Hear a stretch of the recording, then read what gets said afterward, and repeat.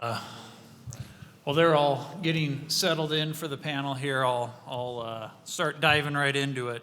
Since we are short on time, Seth gave me a objective to try and get us back on time and not delay the break. So we got till 3:10 on the dot. So first off, I want to go through the introductions for everybody really quickly, and then we can dive into the discussion. And so I'll let you introduce yourself since they're doing the fast change out of not canon. So first off, we got Jeremy Breeze here. He's the director of nuclear projects for PacifiCorp, working on the natrium reactor in Kemmer. Interesting project, a couple $1 billion project, 345 megawatt sodium fast reactor, and it's under construction, starting to turn some dirt. Worked for Constellation for a long time, 17 years. Worked for Lockheed Martin, and is a graduate of Iowa State in mechanical engineering. And I always like to throw this stuff in.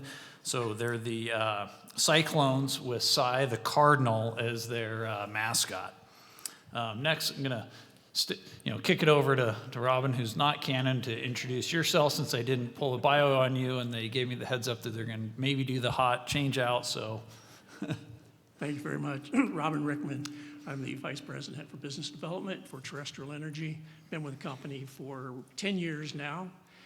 Prior to that, I was with Westinghouse, working with a gentleman that some of you in the room know, and I think he's sitting over there on that side of the room. His name ends with Fred Hughes. Worked with him for a number of years. Been in this business for over 40 years, and I lead it's probably fair to say that I am the originator of projects for the company, which is kind of fun because I originate them and then turn them over to somebody else to execute. So I'm sitting in for Cannon today. I'm not even sure if he's still in the room, but I'll do the best I can to fill in for Cannon. So, school mascot? Arizona, is that fair? Yeah. All right. Although I'm a Ducks fan. So next we got Rob Corbin, Senior Vice President of Energy Development for Sabely Data Centers. Data center developer, 20 years. They've been doing that, 3.5 million square feet they've developed of data centers. They got data centers Ashburn, Austin, Columbia, Manhattan, Quincy, Umatilla. It was interesting pulling off your guys' website. You guys are tracking how much energy availability you have. So it says you got 150 megawatts available in Umatilla. Better run that by Robert Eckenrode, make sure that. And so it's interesting business model run on there.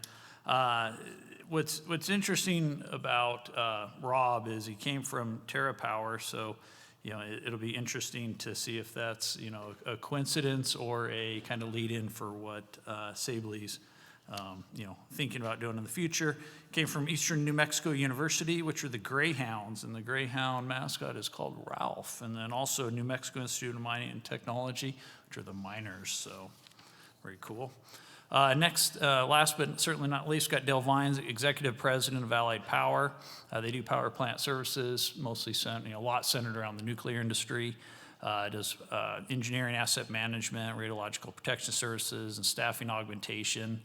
2020, Bernhardt Capital Partners, Purchase Allied, so you guys had a little bit of merger and acquisition work. Prior to that, worked for Dominion, VP of Business Development, which is also, they acquired Allied.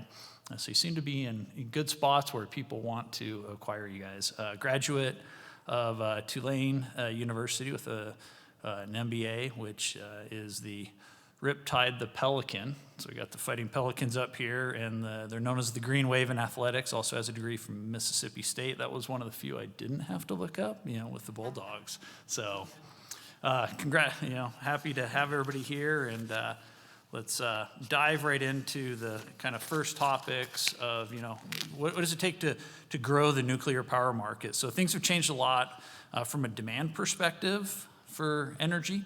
The customers are changing. Traditionally, the utilities were the customer, and maybe now we're thinking not so much. So what are you guys seeing for new partnerships as far as, who those customers are? So feel free to, whoever wants to first dive in. Heck, I can jump up here. Because Yeah, I spent about 20 years on the utility side, and back when I was with Texas Utilities, with Entergy, back 15 years ago when we were looking at the original reinvigorating of the nuclear power plants, we had ones we were pursuing. We'd done it before. We'd built plants. We knew how to operate them. So what's changed? We've got actual end users, data centers, big technology companies, industrial clients wanting to use a nuclear power plant. It's weird. Not a bad thing. Actually, I think it's a great thing because before the utilities would do a lot of strategic planning and hey, they'd socialize everything. But this new evolution is really changing it for how we're going to move forward, and especially the communities. And folks are saying, hey, I want to get involved in this. I want these end users in my area. We'll support them. We'll get nuclear power plants. But what's changed is there's not that Uber project director the utility used to do. And that they understood the beginning to the end of it. So now you've got a lot of different, very active stakeholders that are looking at this along with utilities, because you're going to still have a utility interface, even if it's behind the meter. And that's changed the dynamic because there's not that really centralized owner of the whole process. So when you're looking at it from a community standpoint, from the customer side is, let's say I'm a data center developer, let's say I'm a technology company, let's say I'm Dow or Motiva or somebody like that looking to bring a nuclear power plant into a community. I don't know all these things that utilities did. So that's something I think that has really changed is having that understanding of the entire process. And that is a big gap, I feel, that's kind of holding back some of these projects, because I've been involved in many of them I can't talk about. But when you're looking at all the players there, nobody really understands that full picture. And when you start mapping it out, there's a lot of little knots that you've got to untie and retie. And that is part of the challenge, I think, the difference with the change in who the customer is, because before, it really was, it's the ratepayers, but the utility kind of socialized everything. And now with all these different stakeholders, somebody having that real big understanding of the whole process is not there. And we're all having to learn that, which is a little part of the struggle. But I think that's probably the most unique thing with the changing customer that we're seeing. You guys wanna- jump in. I think also we need to look at how the customer's changed on this. The easy button for data centers is gone. You used to be able to go get 100 megawatts and find a piece of land, go to your utility, good to go, and away we went. Now you go to that same, and you saw the chart from, I think, Pioneer Nuclear earlier. That's a very, very conservative chart. If you read Ashenbrenner's situational awareness or any of those, it's that on steroids. So if you look at that, the data centers now are asking for more growth. It's kind of a gold rush, if you will. So as we go out to the market, we're seeing that we're overwhelming the utility providers, the co-ops. They're getting 2 and 3x their entire generation in load requests right now. And now it's also not just the smaller data center providers, but you have the hyperscalers, the bit miners, the speculators, the developers. We go to utility co-ops and we'll find out people are asking for load requests on our own property. And so it's kind of a crazy market out there right now. So, that's one of the reasons I was brought on was how do we future-proof our energy development as we go through these types of growth and, define and implement a strategy for that. And it's tough, but it's requiring all of us to work together. Okay. So maybe shift over to Robin. So as you guys are a nuclear developer and going around, you got this, great technology, sort of look for markets and use buyer, right? It's like, who wants to buy this thing? Get out the checkbook and start get some contracts, move forward. Are you seeing more interest from utilities, less interest from utilities, or 50-50 versus all those other entities of data center, industrial customers? I guess, as this switches, where are you guys seeing the utilities playing out relative to others? Well, that's a great question, and a big part of the answer lies in what we just heard. Is there interest from the utilities? Yes, there is. Which utilities is kind of a question. we're finding that, I'm going to go back to who's the customer, right? Who is the customer? Is the customer a community? Is it an economic development group? Is it a data center developer? Is it a hyperscaler? Is it a utility? Is it a steel mill? Is it a chemical plant? Is it a petrochemical? Who is the customer? And today, it is a different market. It isn't just simply a matter of selling a nuclear power plant to a utility who then has the capital to invest in that plant. And through the regulatory process, they're somewhat assured of a return on investment for what they're doing. Today, it's different. So the dynamics of that are, how do we bring all those pieces together like Dale talked about? He caused me to think about like a very complicated macrame project, right? You get 25 strings and you got to figure out how to tie all these things together so you end up with this beautiful product when you're done. It's the same thing. Who is it that will be able to integrate and bring together all of the parties that need to come together such that there's a commercial arrangement? And it's the commercial arrangement which drives investment in the capital that's necessary to actually build the power plant. So to get that, there has to be an off-taker. There has to be somebody that actually wants to buy the power. But it can't just be a little bit of power. It has to be an arrangement for all of the power or the vast majority of the power. We may find that a community has the need for, say, 50 megawatts, 55 megawatts. We have a balance of, another 340 megawatts that we can produce. So who do we sell that power to?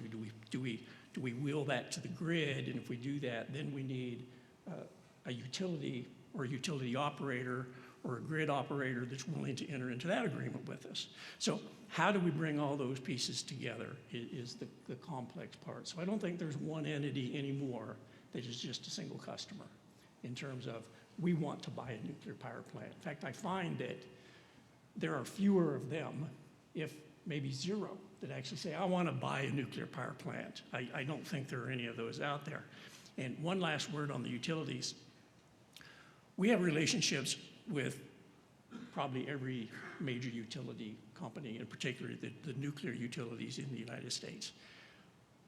And those relationships are generally good, although it's a bit of a wait and see attitude on their part. But I have to say that we've had discussions with some communities at the community level who are very interested in attracting a nuclear power plant, and with that, the potential for manufacturing or other economic growth for that area. Yet when we talk to the utility doesn't support that. And they actually push back on that.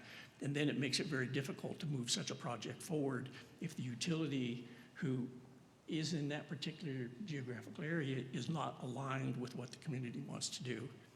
That becomes a no-starter for a new project. So most of the time, we can work with those utilities, but sometimes there are those few out there. I'm not going to name who they are, but they're out there. They really don't want to be involved in what we're doing today. I'm hopeful that they want to be involved in what we're going to have tomorrow. When we have 1 or 2 or 3 or 4 operating plants, then they see the risk profile is significantly reduced. Maybe then they actually say, I'd like to buy one of those, or 2 or 3 or 4. So, but it is a changing market, completely different than what it was 10 years ago, 15 years ago, completely different.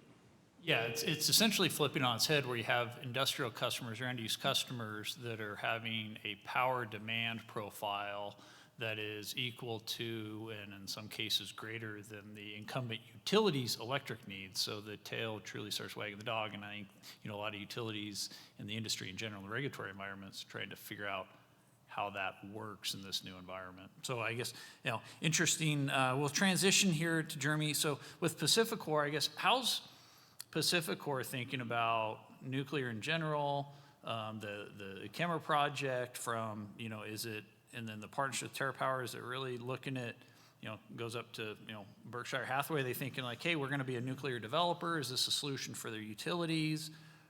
Merchant generator, like where's all those kind of conversations and relationships, and how are you thinking about them? That was a lot of questions in one sentence. Wide open slate. I think nuclear's great. No, I mean, it's just interesting. This job has been anything but boring. Looking at nuclear development, especially in a new market, most of my career has been spent in the utility side that is traditionally nuclear. I've got a lot of friends that are over there, both regulated and unregulated. So but being in this role has been very interesting. New market, new space, new states that are interested in communities as well. For me, and just even our utility and our planning process, and this is going to be super helpful, but I'm really seeing kind of a divergence in the planning space. So, the regulated utility, or at least ours, investor-owned regulated utility, is set up for incremental change with a lot of public input, with patient capital and high regulatory assurance on the back end that you're going to be able to recover it at least at a rate that's better than a treasury security. And then therefore it's a bit of a savings account. It's nothing flashy, but it's a utility, and in a lot of portfolios that works great. But what everybody wants, including myself, is not incremental change. It's transformational change. I mean, doubling your utility size in 10 years is not incremental. So our processes don't work for that, not even close. I mean, it'd take 3 years from an IRP to get to a request for proposals to be filed at the state level to get approval so that you can start the competitive bidding process. I mean, that is not going to satisfy any large customer. And so, yet that process still needs to exist because the existing customer base still is growing, even if it's at 1.5% or 2%. But yet, at the same time, you need to be able to have a new framework for these large load customers, which is really hard to plan around because the same customers, large load customers, or large load energy needs, the 500 megawatts here, the 1 gigawatt here, I don't know what other queues those are being put in. It's highly speculative. How do you plan around that? And you're talking about civil construction and infrastructure that costs billions of dollars. And so, what we're working on is both pathways. And the TerraPower project in Wyoming is super exciting. TerraPower has done an amazing job engaging the communities and the states. You've heard all of that so far. And my job with that particular project is, from a commercial standpoint, how do we support that project? It's in our IRP. It's its own unique thing. The next ones aren't going to look like that commercially, and allow our existing customers to get the benefits from it without taking on what they don't want to take on, which is first-of-a-kind risk and technology and cost. And that is not an easy plane to land, but we will land it. And it's important because once that plant is up and running, or as risk is falling off as it's being built, it's going to become more and more and more real. The risk profile will. And then, hopefully when we slide over to this other work stream, which is not integrated resource planning, but serving new large load customers with new large load. Now, how can we be innovative in that space? And, whether it's the finance structures, who's sharing risk. At the end of the day, everybody wants to be where they are right now, which is the hyperscalers don't want to be owning nuclear power plants. They just want to be paying for the energy. The utility companies don't want a bunch of PPAs. They want to own the infrastructure. And the technology providers don't want to be running the plants. But we can't start at that step. We've got to start in other ways. And that looks different depending on what state you're in, depending on what the technology is, depending on your customer. And so this, for us, maintaining this integrated resource planning process, but then also this large load, pathway that is very new to everybody, and personally, I think, when the nuclear renaissance, but this is all going to take off because it is with construction builds. It's going to be the large load customers that are anchor the development. And once we get going on them, then we'll be able to fall back into what we're all used to. But until then, it's going to be that large load need. And so it's a lot of collaboration, some competition, but at the end of the day, it's everyone sitting around the table being transparent about what their needs are, what they can do and cannot do, and then trying to continue to find the solutions that work until something sticks. So I have no idea which question I answered in that litany that you had thrown there. No, that was great. I have a bad tendency to kind of string about 18 questions together. No, you did great. Essentially, everybody needs to lean in where they can in order to make these projects come to fruition. And it's got to come from all the different sectors and all the different stakeholders, top to bottom. Let's transition over to Rob. So it's interesting with your background in TerraPower and having that understanding of, the lifespan of a nuclear asset, and the scale of what these, generation plants can do. How's Sable thinking about that from a data center standpoint, with their energy needs, or in that, end use, hyperscalers need for energy? Are they going, yeah, we know we need 60 years of power? Are they going, we know we need 15 years of power, and then after that, we're not sure? I guess, how are they thinking about when you're talking about bringing in nuclear as an option to power these data centers and the time horizons of them? Great question.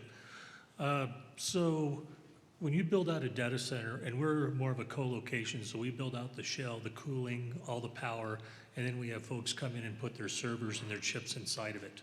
So that shell structure and these large shell structures, the capital expenditure is on the same order of magnitude as what you're talking about for nuclear power plants, right?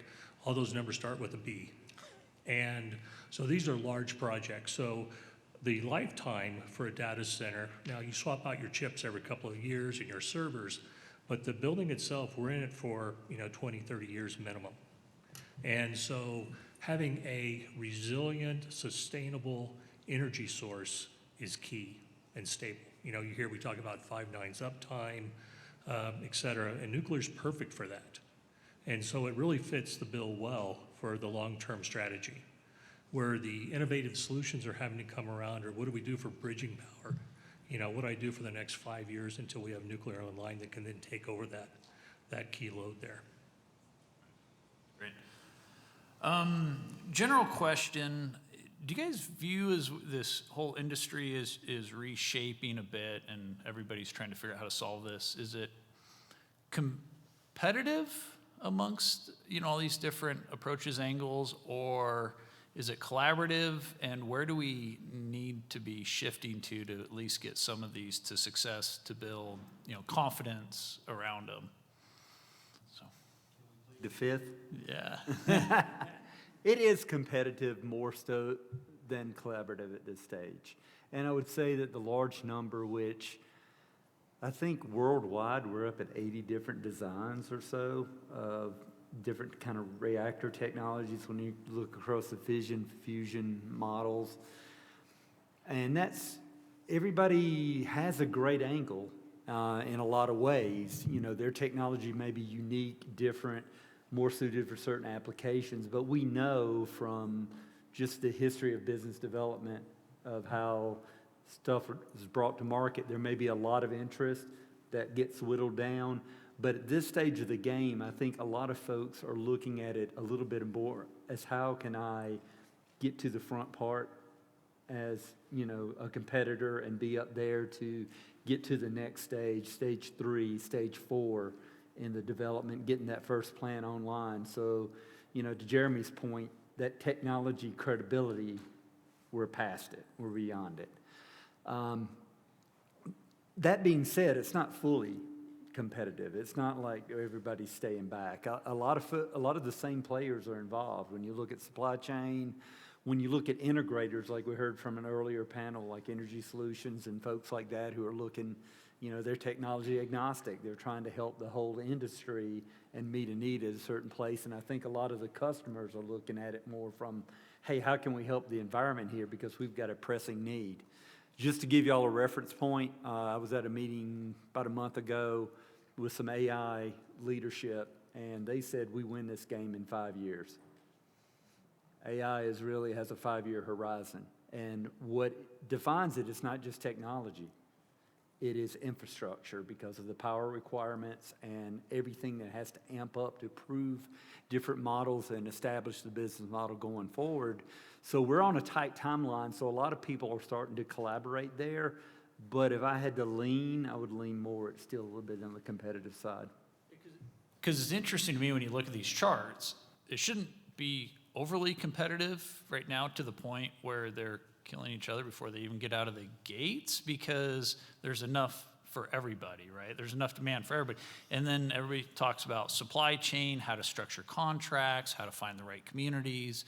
So, and I always circle back to, is there a role for, you know, a stronger role or a different role for the Department of Energy and the, you know, at the federal level to help address some of those issues, to be collaborative where we need to solve some of these hurdles from a regulatory environment for state and local jurisdictions. So as we start to find forward momentum, trying to get those words out and kind of that recipe to others to try and replicate that across the country so that we can start to fulfill this demand. Because I don't think there's any single developer or technology that says, if I get this figured out, I'm going to be able to fill all that demand. So I want to be the one there, right? So where you guys, I mean, is there a different role, or should there be a stronger role from DOE or the federal government to try and address that collaboration to help bring these along in transparency? Yeah, who wants to answer the, should the government pitch in more question? I'll pitch in. I'm not sure it's even money, right? It's not money. Time. Sometimes I lay awake at night and just dream about the government getting out of the way. Sometimes they try to help too much, and it does become a burden. But I'll say that today, the talk that Kristen gave at lunchtime about EM entering the fray with land. And if EM can come through with land and making that government land available at a very, very competitive price for developers or for a project, which could include a developer, an off-taker, maybe it's a data center developer, maybe it's a hyperscaler, whoever it might be, that can be a game changer. Our view is that we have a technology, and we have a good technology, and we have a good price point, both in terms of production, but also instant overnight capital cost for our plant. It doesn't take a country's sovereign wealth fund to fund our plant. It can be done on a balance sheet of a private firm. So we have the technology. The next thing we need is a site that's agreeable, a site that we can put a plant on. But not only our plant, could we, in today's conversation, could we put a data center on that site? We're not only siting for nuclear power plants, we're siting for data centers as well at the same time, because if the two don't line up, it doesn't make sense for us in today's marketplace. But I have to say, I'm going to go back to the competition question. Is there any competition? You bet there's competition, but it's not where most people think it is. There are 3 organizations in this room right now that I'm actually in discussions with about siting a nuclear power plant. They're competing amongst themselves. I can just tell you that right now, because each of them would like to be the one that is able to actually host the plant. So yeah, there's competition, both between the developers and also the folks that want to host a nuclear power plant. So it's good competition, though. It's really good competition. I think it's good for everybody involved, and we can just figure out how to push that forward. I think we're going to have success. Want to dive into that one? Sure. So I've been sitting back there like all day. You guys don't know this. In the biggest font available, they've got a countdown clock right in front of us, which will change to a message if you're not doing exactly what should be doing. So like it says, hey, pull the microphone closer to you. Earlier it told Bear to sit up more straight in his chair. I didn't even see that one. So I did. I didn't see the one about the microphone. I don't know. There's a lot of market space. You know, competition is part of the free market for us. We're not a state-owned utility. We're not, you know, we're not China, Russia, Canada.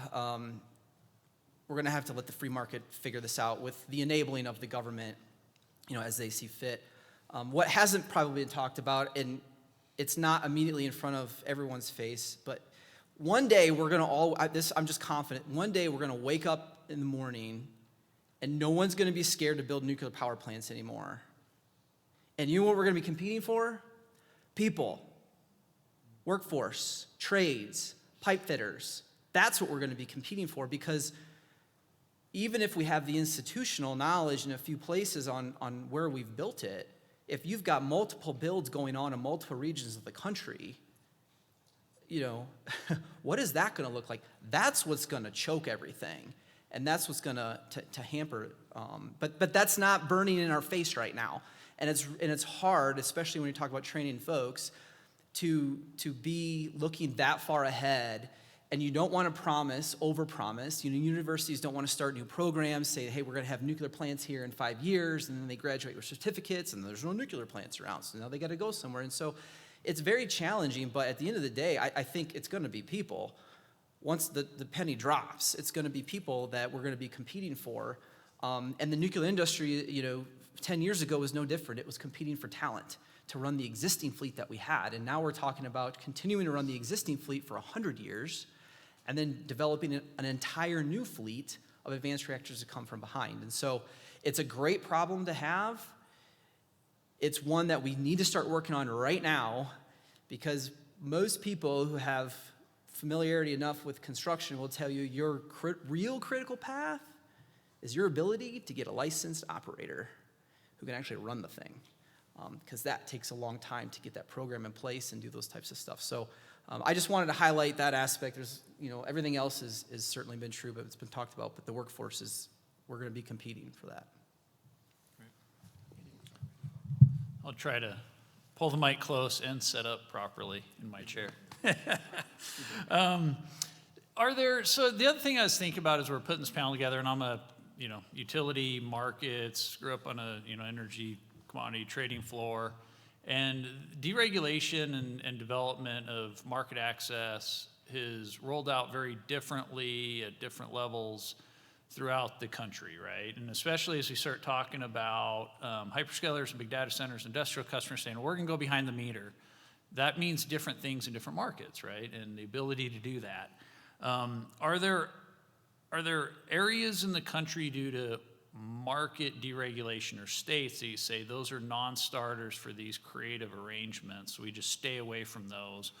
And or, you know, flip side of that, is there certain states or certain markets, ERCOT, PJM, WEC, where you're like, no, those are that's the right place to be, which leads into, you know, is there something for all these communities to take home and say, all right, we need to get this to, you know, try and recruit and get data centers here? I'd have to say, regarding that, one of the big issues is, even if we say it's behind the meter, it's never really truly behind the meter. There's an interface to the grid, and especially one of the problems that I've seen run into on a couple of projects is when you get to the end of that PPA for 15, 20 years, oh, the utility will just take it over. Does the utility need 2 gig 20 years from now? They may. There may be retirements. There may be other industries, but you still got to think about there's going to be an investment in the transmission and system to take that to grid at the end of a defined period. Also, in the beginning, when you're scaling up, you don't just slap 2 gig a data center online. You bring it in stages a lot of times. And sometimes you bring it in stage before you'd have that dedicated resource there. So there's an investment that a utility would have to make in, and that's going to take energy to build it, to get it going, to get that started up to full production to where you could transfer the entire load to another self-provided generation source. So I will tell you now that it doesn't matter if you're thinking the utility isn't involved, they are involved. You have to get them on board. You have to figure that strategy out. And if we look at the recent ruling, you know, from FERC and Susquehanna, a lot of people got upset about it, but I can see they're saying we're taking megawatts off the grid and devoting them to a client that is going to be behind the meter. They're not going to be subject to the other charges. And in a way, that's decreasing, you know, what that operator has agreed to with that utility for many years. So you can kind of understand they're very hesitant there. So yeah, there are areas where I think when you look at very tight ISO New England, PJM, ERCOT even, to where you're going to have considerations from how that load's going to be managed and basically the life cycle of what the needs are for a specific customer, even taking on a self-provided generation resource, and then what happens at the end. So we haven't figured it all out yet. I mean, I'll just be honest with you. I think if we spend the time to work on that and find a solution, and I think this is where states, for any of you state people out there, that's where you need to be focused on. Because if you can figure out to work with the utilities, work with these customers and these developers, these integrators to figure out how you can manage that strategy, you have a leg up on everybody else out there because it is a big question. I also think some of the recent, oops, sorry, I didn't read my note there. I'll help you out. Thanks. One of the reasons also, though, I think you're seeing behind-the-meter solutions becoming some of the strategy is just, we can't get power any other place. So if we don't go to some sort of, natural gas on-site generation type to help out the utilities, and what we do is we actually work with a lot of utilities for ownership, demand response, load following type stuff to help them out, because we're having to go to microgrids in a lot of ours with BESS systems, because as we move into the AI world, this advent of AI, not only we're trying to be good customers to the utilities, well, AI has an extremely variable demand response coming from it. So we're actually going to microgrids and some on-site generation to help manage that variability so that we pull a very steady current from the utility. So I think it's definitely a little bit of work together on that, because the utilities by themselves aren't going to be able to manage the load requirements from the data centers we're going forward. It's going to take that cooperation. Yeah, I was just gonna say, I think this misconception's breaking down broadly now, but 2.5 years ago, when I left my previous company, I worked for basically a merchant nuclear fleet, and man, we were making lots of money, like 2000, and man, we were losing a lot of money when natural gas went from $13 to $2. And when your company's worth, with utilities, is worth $36 billion, and it's $32 billion to build a 2-unit AP 1000, I mean, that's a bet the company project. No CEO is going to sign up for that. So I'm like, well, the regulated utilities, that's the side to go to. They can do that. Why? Because the customer can, they'll spread out the costs. Well, then you get to the regulated utility side. Well, guess what? It's true, they spread out the cost, and guess who doesn't want rate increases? All your customers. And so then you get into that space, and then when you add, especially over the last 5 to 8 years, increasing uncertainty on regulatory recovery on the back end, especially if it's a multi-state jurisdiction with states that have different priorities, that regulatory risk just continues to increase. And so at the end of the day, I think anything is possible. I think there is no real preferred place, preferred customers. What you need is a group of folks who are willing to work the problem and keep working it and keep working it and show some grit until something lands. That's what you need. And being able to come up with solutions and be told no or adjust this or that, and one day something will stick. And the other thing is, when it comes to nuclear, and there's a lot of reasons why nuclear is special and unique, but the reality is we're all in this together. Like, if you're in the current nuclear industry, you know this. Because if someone does something really bad in Southeast United States, even if my nuclear power plant is in Washington State, I'm going to pay for it. You're going to pay for it.